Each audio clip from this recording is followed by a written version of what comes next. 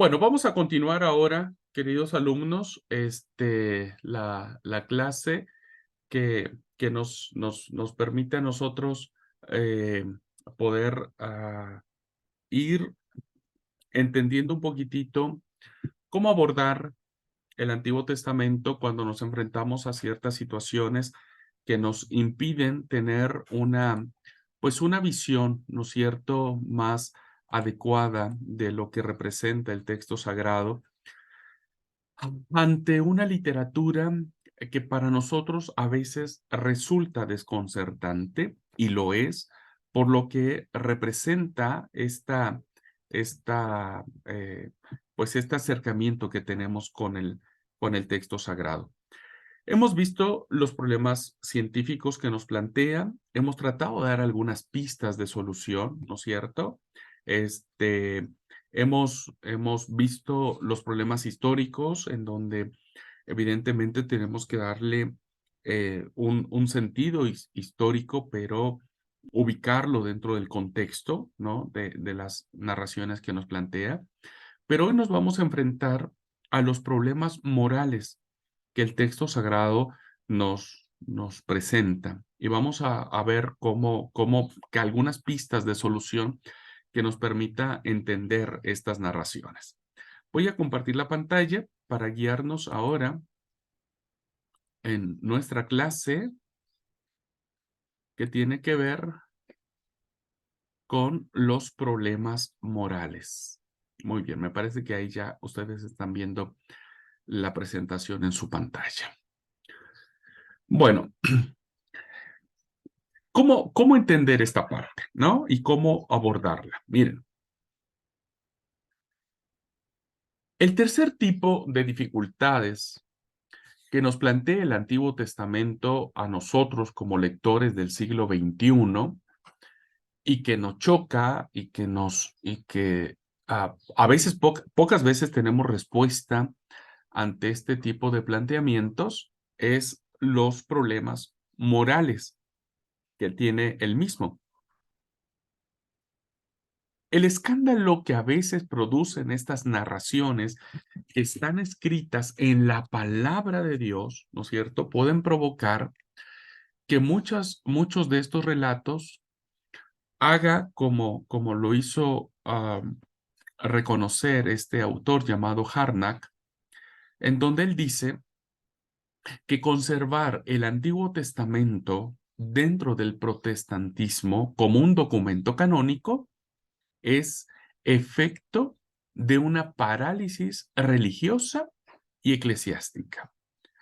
Es decir, que quienes tienen el acercamiento con el texto sagrado, principalmente el Antiguo Testamento, y se enfrentan a estas narraciones morales, pueden llegar a estas conclusiones, ¿no?, de ciertos personajes escépticos que desdeñan o no reconocen la autoridad del Antiguo Testamento y lo plantean como una parálisis religiosa y eclesiástica, es decir, quienes creen en el Antiguo Testamento, ¿no?, tienen como una obstrucción en en su vida religiosa y también en su vida como iglesia. Y por lo tanto, es una parálisis en donde a las personas, ¿no?, les plantea el tema de decir, no, nadie podría avanzar creyendo estas historias como se creen actualmente, ¿no? Entonces, se llegan a estas conclusiones porque parece ser que no hay una respuesta correcta ante estas situaciones. Luego, fíjense hasta dónde llega el grado, ¿no? Eh, lo intolerante o lo que ya raya en lo absurdo, cuando años más tarde el ideólogo nazi del antisemitismo, un personaje llamado Rosenberg, para justificar en parte su campaña contra los judíos, ¿no?, que todos sabemos todo lo que implicó el Holocausto y demás, afirmaba que el Antiguo Testamento, que evidentemente es con un sentido profundamente judío, él decía, no es más que un amasijo vergonzoso, no es más que un revoltijo vergonzoso de historias de proxenetas, ¿no?, y de sinvergüenzas. Entonces, ah, como él decía que el judaísmo tenía sus raíces basado en este tipo de conductas y de comportamientos que Israel había mantenido durante el tiempo, pues era necesario eliminarlos, ¿no? Era necesario matarlos. Fíjense entonces cómo este tipo de historias que nos presenta el Antiguo Testamento se convierten en justificativos, ya sea para considerar que quienes creemos esta literatura estamos reatrasados, ¿no? O sea, estamos en una parálisis religiosa y eclesiástica, o en el peor de los casos, utilizamos ese tipo de historias para justificar aquellos actos, ¿no es cierto?, que van en contra de la dignidad humana, ¿no? Y que va a decir, bueno, como esto pasó, como esto sucedió, como esto se llevó a cabo, pues evidentemente este tipo de comportamientos pues nos van a llevar a hacer lo que queremos hacer, ¿no?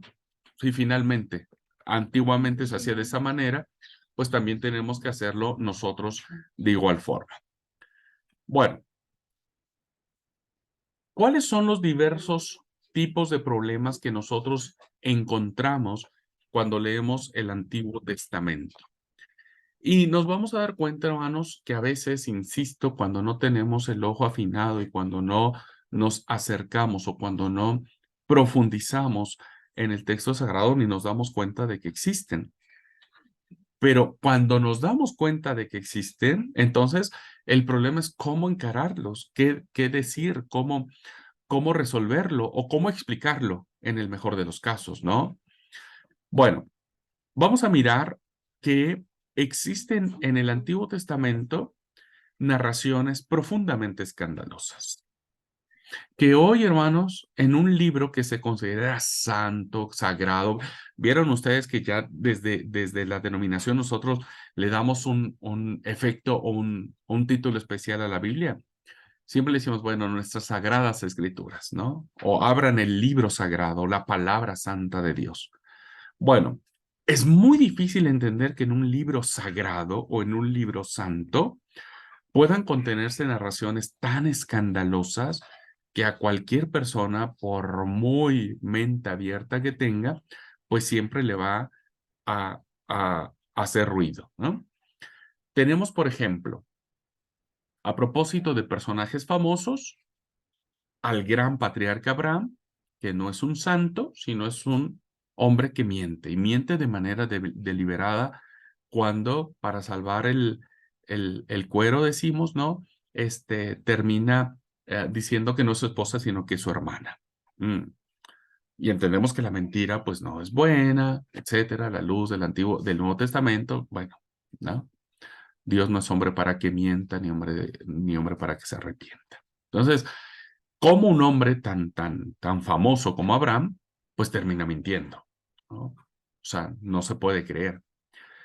Otro personaje llamado Jacob no solo roba a su hermano la primogenitura, engañando a su padre de una manera tan vil, tan vergonzosa, que estaba en contubernio con la mamá, ¿no es cierto? Rebeca se convirtió en una mujer, por la mujer mala del cuento, porque pues no confió en su marido, confió en el hijo, armaron toda una treta de engaño, para, para hacerse de la primogenitura de la peor manera, ¿no? Y uno mire esa historia que aparece en el libro del Génesis capítulo 27 y nos damos cuenta que que de verdad se necesitaría tener la sangre fría, ¿no? Muy desalmada las personas como para inventarse todas esas historias y ponerse una piel de animal en los brazos para simular lo velludo que era Esaú, ponerle la ropa de Esaú para que oliera a él, hacerle todo un cuento al papá de que, en fin, ¿no? La verdad que si ese es el patriarca en el cual se va a cimentar la religión de judía, bueno, estamos en el horno, ¿no? Más tarde vemos cómo esta conducta de Jacob pervive, o sea, él está acostumbrado, él desarrolló un patrón de conducta que lo va a aplicar ahora con el tío cuando lo engaña, ¿no es cierto? Pero después él recibe una sopa, decimos aquí en México, de su propio chocolate, porque bueno, le engaña al tío con con los animales, ¿no es cierto? Y luego Labán, pues lo engaña a él dándole primero a Lea y él amaba a Raquel. En fin, conocemos esa historia, ¿no? O sea, ahí se le volteó el tema. Bueno, tenemos historias, ¿no? De cómo una mujer llamada Yael asesina de una forma tan despiadada y que es alabada, incluso su asesinato es alabado y su asesinato es escrito y es entronizado, es ah, aplaudido en el famoso canto de Débora, ¿no? En el libro de los jueces, como Yael toma una estaca y se la clava en el cráneo y una narración dice que la estaca llegó hasta la tierra, es decir, le sacó todos los sesos, le sacó todos los ojos, eso explotó de sangre para todos lados, ¿no? Una escena criminal se quedaría corta ante esto y, y no hay condena para Yael, o sea, no la meten en cana, sino todo lo contrario, la reconocen como la gran salvadora del pueblo de Israel, ¿no? No entiendo. No entiendo hoy. Si alguien matara de esa forma, iría en cana y sería una vergüenza para nosotros, pero en ese tiempo, pues fue un acto heroico. Tenemos otra historia cuando Jefté manda matar a su hija como consecuencia de un voto, ¿no? La postura que se toma de que finalmente Jefté, dice, bueno, la persona que me salga a recibir de la guerra cuando Yahvé me la haya entregado o haya permitido que yo ganara, la ofreceré en sacrificio. Y resulta que sale la hija. Y la narración dice que en una postura se dice que Jefté termina cumpliendo su voto, ¿no es cierto? Y termina asesinando. Bueno, esa es una narración que yo la desarrollo cuando vemos los libros históricos y hago la explicación de lo que eso significa, pero a primera vista decimos, ¿cómo termina un hombre matando a su hija? ¿No?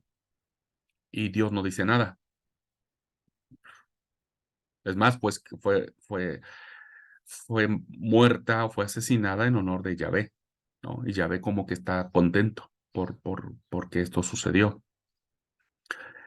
David, otro gran personaje, es cruel. A él no se le permite construir el templo de Jerusalén porque sus manos están manchadas de sangre, porque era un guerrero. O sea, David siempre lo vemos como lo hemos visto como el pibe, ¿no es cierto?, que está tocando el arpa, todo tranquilo, ¿no? Hay varias pinturas que dibujan a David ahí, un, un guricito ahí tranquilo y demás. Pero la verdad que fue un guerrero despiadado, cruel, porque para, para hacer crecer su imperio como lo hizo crecer o su territorio, pues tuvo que haber matado a más de una persona, ¿no?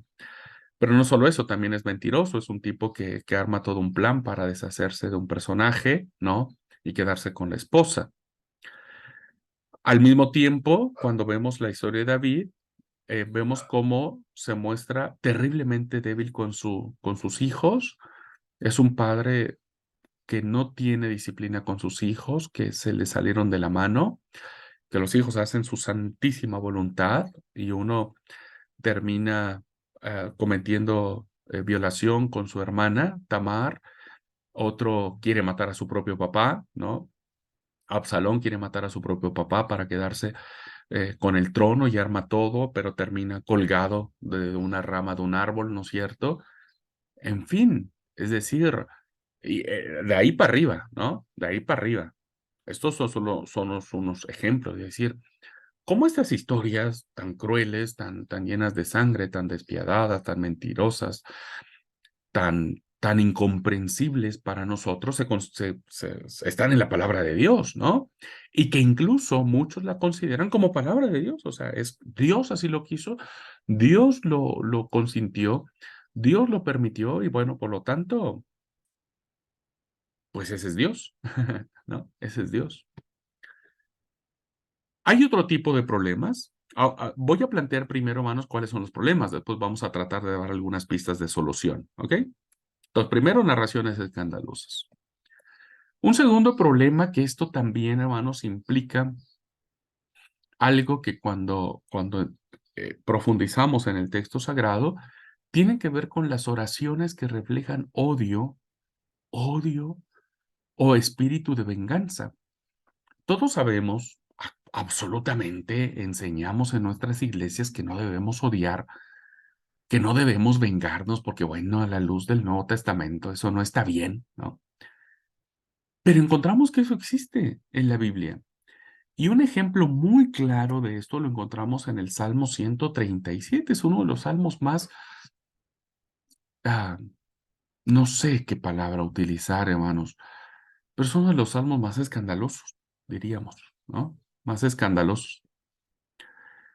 Aunque si bien es cierto, estas oraciones que reflejan odio y venganza no son muchas en el texto sagrado, sí podemos resaltar algunas que ya sería suficiente como para meternos en problemas de tratar de explicar por qué están, ¿no? Y esto lo encontramos, como dije, en el Salmo 137, en una famosa imprecación o en una famosa, ¿cómo es? Ah, pues, reclamo, diríamos, ¿no? En un profundo reclamo que tienen. Porque dice el Salmo, solo voy a leer un pedacito, ustedes léanlo todo y se van a dar cuenta que estamos en el horno. Capital de Babilonia, criminal. ¿Quién pudiera pagarte los males que nos has hecho? ¿Quién pudiera agarrar y estrellar tus niños contra las piedras? ¡Wow! O sea, de verdad que el orante o el salmista estaba tan sacado, ¿no es cierto? Que su odio es tanto, su bronca es tanta, que dice, así como ustedes los babilonios hicieron con nosotros, ojalá Dios nos permitiera poder agarrar también a tus hijos, a tus niños, a los niños de pecho, ¿no? Y sacarles las entrañas, las tripas y el cráneo y todo, estrellarlos contra las piedras, contra las rocas, y no nos importa, ¿no? Ustedes saben que cuando uno está enojado, uno está resacado de sus cabales y uno termina diciendo tantas tonterías, ¿no es cierto? Pero, pero lo más increíble es que están en la palabra, ¿no? Están en la Biblia y que se usaban para la liturgia, que se usaban para, los salmos son oraciones que se usaban en la liturgia. Era tan impactante este sentimiento de odio y de venganza que tenía Israel cuando el pueblo terminó siendo invadido por Babilonia y llevados al exilio, que existe eso y dice, déjenme a los niños de Babilonia y ¿saben qué? A todos los estrellaría en las piedras. Bueno, era tan fuerte el punto de lo que ofrecía el orante o el salmista, que el profeta Jeremías, influido por esta situación, ¿no? Él pide, ora, le pide a Dios y le dice, eh, respecto de sus enemigos, él dice, entrega a sus hijos al hambre, ponlos a merced de la espada, queden sus mujeres viudas y sin hijos, mueran sus hombres asesinados y los mozos a filo de espada en combate. Jeremías 18:21. Cuando uno mira esto, entonces uno podría decir, ok, entonces yo puedo usar este texto y puedo orar a Dios y le puedo pedir que a más de uno que me está haciendo daño, ¿no? Pueda pedir, ojalá se muriera, ¿no? Ojalá le cayera una enfermedad incurable, ojalá y le pasara el tren por encima, ojalá tuviera un accidente en el auto y se muriera él y su esposa y sus hijos y toda su familia. Es increíble que alguien pudiese pedirle a Dios algo de esa manera. Lo increíble es que eso está en el texto sagrado y lo increíble es que está en labios de un gran profeta de Dios, o sea, del gran profeta Jeremías, que eh, abrumado por esta situación que tiene respecto del cautiverio y de cómo Babilonia arrasó a Jerusalén, pues termina deseando el peor de los males a las personas, ¿no? Entonces, vemos cómo, hermanos, si alguien de manera literal lee el texto sagrado, podría justificar sus deseos de venganza y decir, bueno, viste, si hay un salmo que habla sobre esto, ¿no? Si el mismo, hay un profeta de Dios que le pide a Dios estas situaciones, bueno, yo también puedo hacer y pedir lo mismo, ¿no? Entonces, es un problema que nos plantea porque insisto, decimos, abramos la palabra de Dios. Nosotros hacemos todo lo que la Biblia nos dice, ¿no? ¿Han escuchado esa frase? ¿No? Nosotros lo que la Biblia diga, eso nosotros hacemos. Bueno, la Biblia dice que hay que agarrar a algunos niños y estrellarlos contra las piedras. Y la Biblia también dice que los hombres tienen que ser asesinados, los chicos tienen que morir también a filo de espada en el combate, que las mujeres queden viudas, que queden sin hijos, que traiga dolor, quebranto. ¿Mm? Cuidado a veces con las expresiones que nosotros decimos, ¿no es cierto? Sin comprender qué es lo que queremos decir cuando decimos nosotros hacemos lo que la Biblia dice. Ojo con eso, ¿no? Porque esto está en la Biblia. Ujú. Solo que tenemos que aprender a saber por qué lo dice. Bueno, otro problema que encontramos, ¿no?, en el texto sagrado tiene que ver con las blasfemias. Esto, pues ya raya en algo que uno dice, no, no puede ser.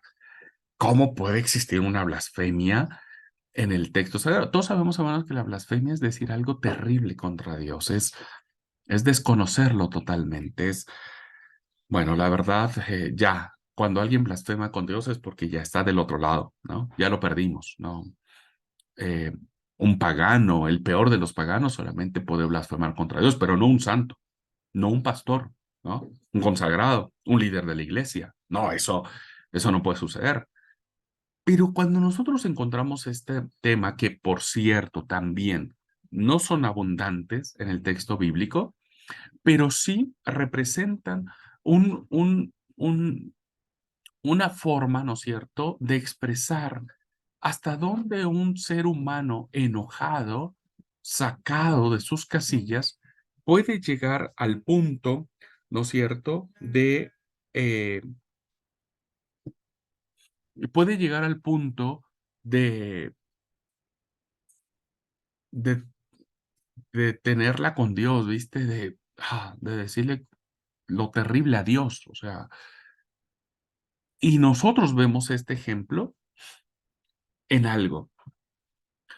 Como dije, no abundan este tipo de expresiones, pero el libro de Job ofrece un muestrario inimaginable, ¿no? El libro de Job es fascinante, ya lo vamos a ver en su momento cuando veamos literatura sapiencial, pero el libro de Job es un ejemplo muy claro de lo que representa las luchas internas que todos nosotros padecemos, ¿no? Ustedes ya lo vieron un poco en la lectura que tuvieron con Ricardo Barbosa de Sousa, ¿no? Cuando hablamos sobre Job, pero tiene mucho más que eso. Fíjense, frente a la idea de que Job es el justo paciente, todos decimos, la paciencia de Job, ¿quién podría ser como Job tan paciente? Todos sabemos su historia, lo que le pasó, lo que sufrió, un montón de cosas. Pero la verdad, eso es desconocer el libro de Job.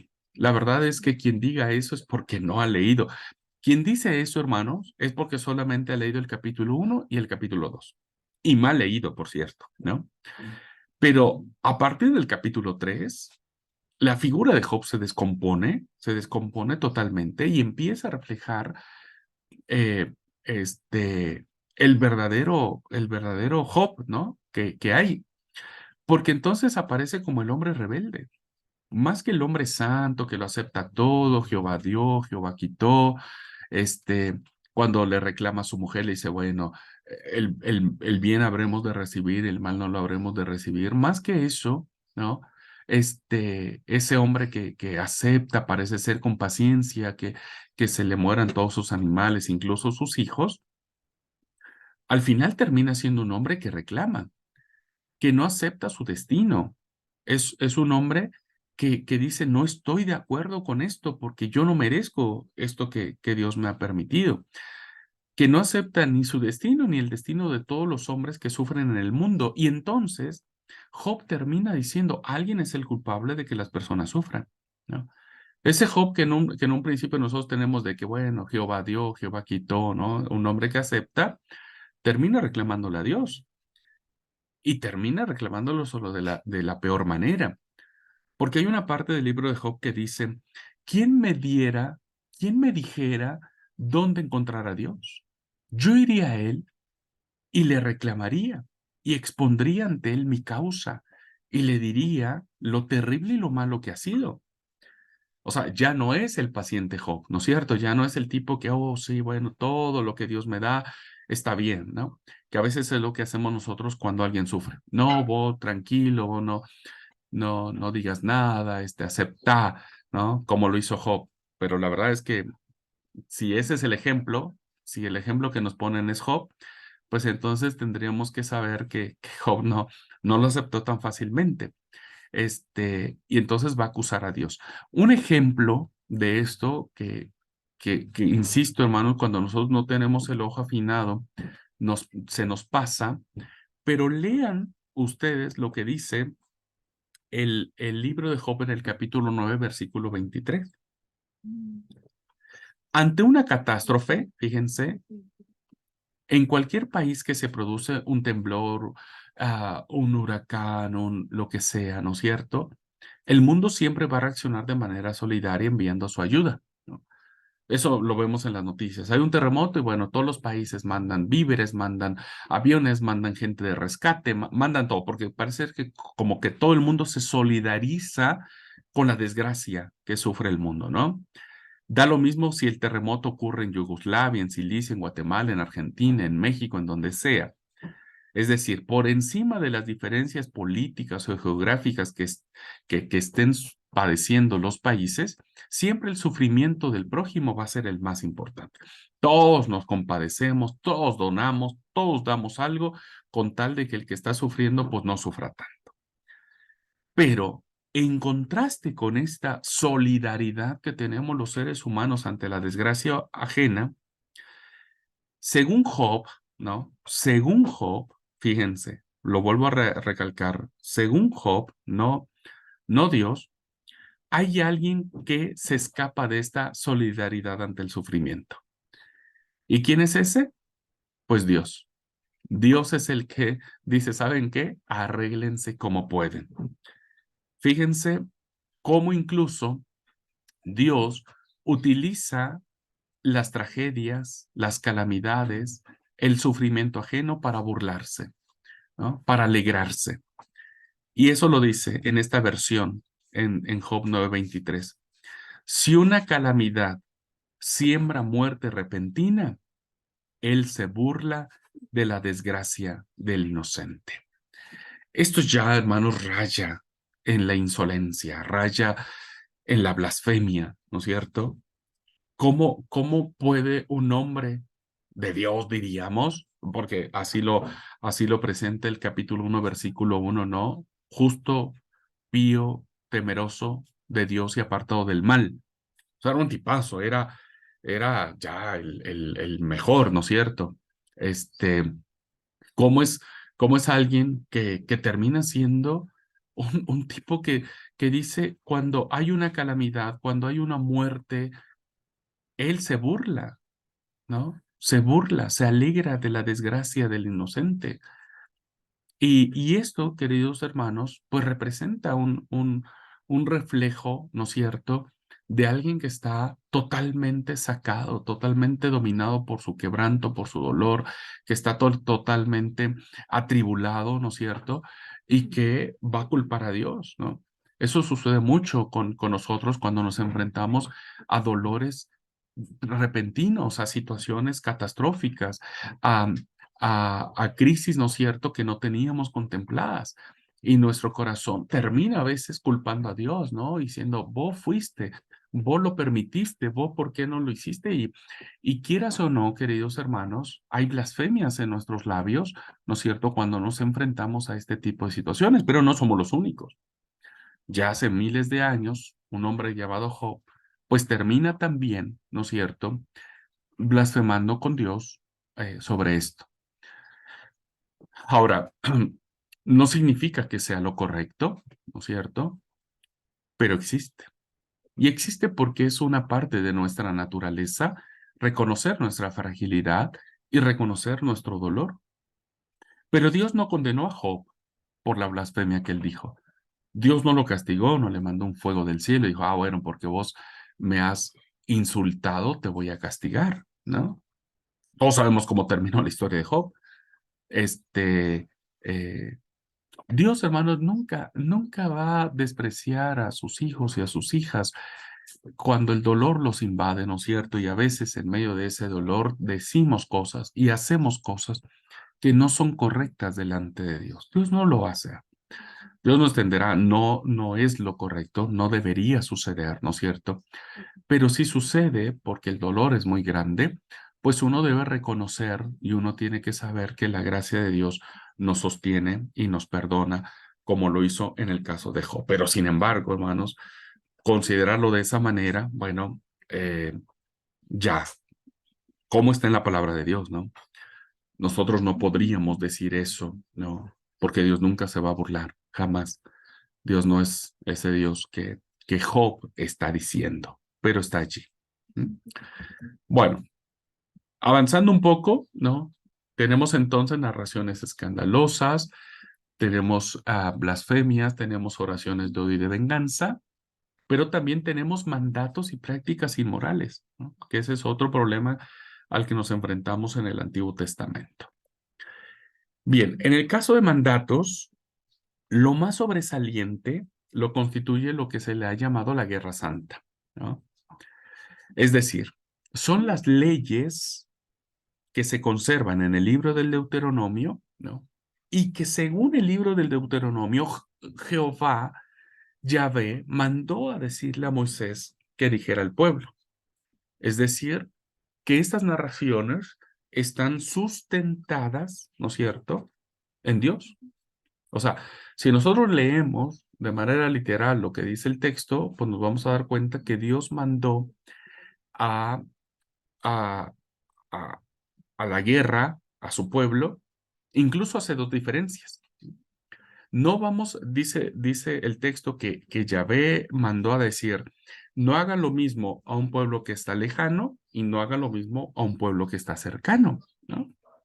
Y eso está en el libro del Deuteronomio, en la Torá, en la palabra de Dios. Fíjense, si se trata de una ciudad remota, ¿no?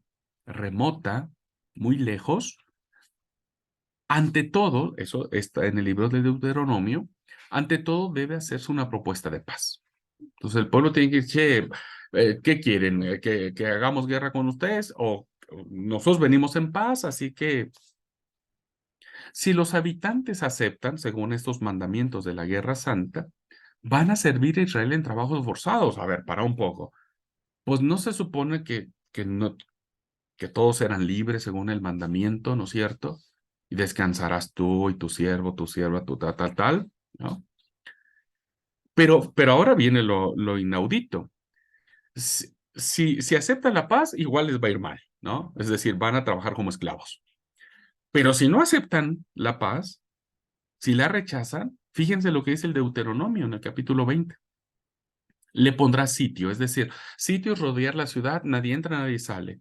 Y pueden morir de hambre, pueden morir de sed, pueden pasar mal, no importa. Entonces la sitian, la rodean y demás. Y cuando el Señor le entregue en tu poder, fíjense cómo dice, y cuando el Señor le entregue en tu poder, es como que Dios está dando el aval. Pasarás a cuchillo a todos sus varones, los degollarás, los matarás. Ya la escena en sí misma es sangrienta, ya es chocante, ¿no? Las mujeres, los niños, el ganado y los demás bienes de la ciudad serán como botín. Aquí hay algo que nos cierra, ¿cómo entender a un Dios que da estas órdenes, ¿no? Los tendrás como tu trofeo. Ya es chocante encima. Bueno, estas eran, no voy a ahondar mucho más, lean el capítulo 20. Esto era, sí, para una ciudad lejana, ¿no? Y para ambas hipótesis. Si acepta la paz, igual les va mal, porque van a ser como esclavos. No aceptan la paz, los hombres van a morir y todo lo demás va a terminar como trofeo. Ujú. Ahora, según el libro del Deuteronomio, dice que si la ciudad es cercana, ¿no? Si se trata de una ciudad a la cual ustedes van y van a conquistar, pero está cerca de ustedes, las condiciones son más duras, ¿no? Me sigue sin cerrar las cosas. A causa de su religión pagana y sus prácticas idolátricas, los habitantes constituyen un peligro para la fe de Israel y hay que eliminarlos por completo. O sea, no debe quedar nadie con vida. En las ciudades de estos pueblos cuya tierra te dé el Señor en heredad, no dejarás un alma viviente. Es decir, matarás a todos los hombres, a los ancianos, matarás a todos los niños, matarás a las mujeres, matarás al ganado, matarás todo. Nadie tiene que quedar con vida. Ya en sí mismo, hermanos, si ustedes echan a volar su imaginación un poquitito, la escena es peor que las escenas de la Segunda Guerra Mundial. Ya en sí mismo, la escena es chocante, la escena es, fíjense, o sea, el dolor, los gritos, la muerte, en fin, terrible, ¿no? Terrible. Pero parece ser que el Señor es el que da, ¿no? El aval, como que da la indicación, es como que Yahvé está de acuerdo con todo esto. Ni las mujeres ni los niños quedan libres de la muerte en este caso. Lo grave, como dije, es que todo esto aparece como ordenado por Dios. Dios es quien lo está ordenando y por lo tanto la gente tiene que hacerlo porque Dios lo ordenó, ¿no? Por eso se le llama Guerra Santa. Guerra Santa que hoy, ¿no? Nos choca a nosotros cuando vemos a musulmanes terroristas inmolarse, ¿no? Eh, este, haciéndose estallar. ¿Por qué? Porque dicen, no, yo estoy muriendo en nombre de Alá, ¿no? Porque Alá lo ordenó, entonces, si Alá lo ordenó y yo mato a los infieles, entonces estoy agradando a mi Dios. Bueno, lo mismo sucede aquí, parece que todo esto es ordenado por Dios y entonces el israelita debe cumplirlo porque le quiere ser fiel a Dios. Y de este modo se alaba tanto a Josué como a tantos otros personajes bíblicos porque, según estas narraciones, pues terminan sembrando un montón de cadáveres en la tierra de Canaán y entre más cadáveres hacen en nombre de Yahvé, pues es mucho más su mérito, es mucho más su triunfo y es mucho más meritorio esto que se hace. Cuando vemos este tipo de cosas que aparecen en el texto sagrado, pues nos damos cuenta, queridos alumnos, que necesitaríamos más que decir, bueno, está en la Biblia y es palabra de Dios, pues necesitamos mucho más herramientas, diríamos, o mucho más respuestas a este tipo de inquietudes. Bien, hasta aquí entonces hemos visto cuatro grandes secciones, ¿no? Que podemos ver diseminados a lo largo y ancho de los 39 libros que tiene el Antiguo Testamento. Eh, pero si nos quedáramos con esto, queridos hermanos, pues creo que todos terminamos no creyendo ni en Dios, ni en la Biblia, mucho menos en el Antiguo Testamento, pues decimos, y no, la verdad que ya no me gustó tanto, ya no me gustó tanto escuchar todas estas cosas feas y complicadas que aparecen en el texto, pero están en el texto. No, no lo estoy inventando, nadie les está inventando, pues están en la Biblia y que nosotros decimos que es palabra de Dios, ¿no? Ahora, insisto, si nos quedáramos con esto, bueno, ahí ya nos complicaríamos un poco. Sin embargo, debemos decir que como toda historia tiene dos caras, ¿no? Y hemos visto la parte negativa, la parte mala, diríamos, tratando de encontrar una pista de solución, de explicación a este tipo de fenómenos, ¿no? Y entonces, pero tendríamos que ver la otra cara. Es decir, antes de intentar responder a estos problemas que nos hemos planteado, conviene tener presente, y esto es algo fundamental, queridos alumnos, conviene tener presente que el Antiguo Testamento no se reduce a esta serie de ejemplos escandalosos. Porque aunque los he presentado, porque están en el texto sagrado, no es la totalidad del texto. Lo que en el Antiguo Testamento predomina no es la inmoralidad. Todo lo contrario. Lo que predomina es la moralidad, lo moral, los valores del reino. Hay un sentido ético impresionante, sobre todo en los profetas.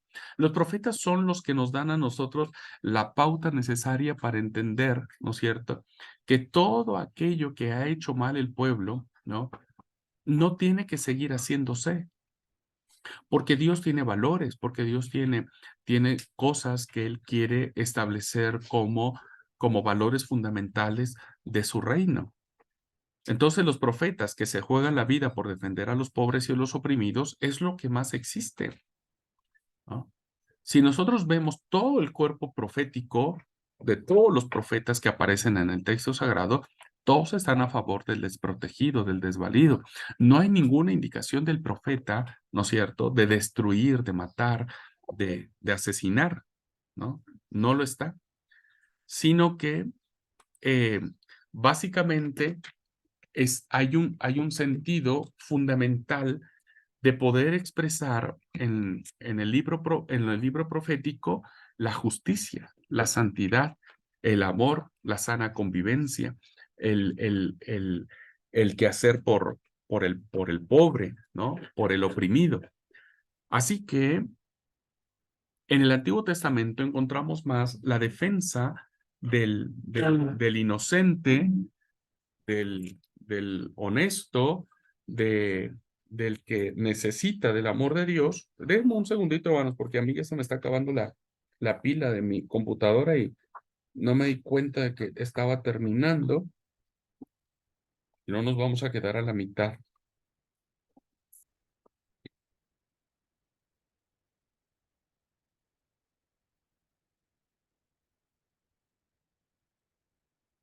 Un segundito, por favor. No.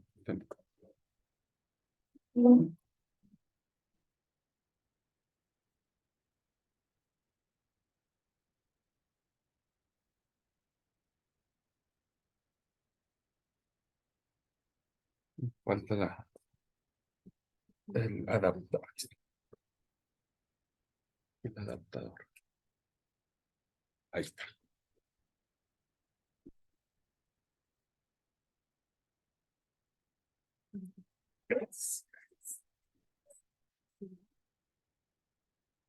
Muy bien. Y entonces la otra cara de la moneda, hermanos, es que frente a unas leyes que nos resultan desconcertantes e injustas, existen otras muchas que hablan de amor, incluso a los enemigos, de comprensión, de ayuda mutua, de fraternidad. Frente a relatos inmorales, hay muchas más que hablan de sacrificio, de entrega al prójimo, de espíritu de perdón. Esto es lo que predomina si tomamos el Antiguo Testamento en su conjunto. Si nosotros solamente nos centráramos en aquellas cosas que he planteado en un principio, pues no,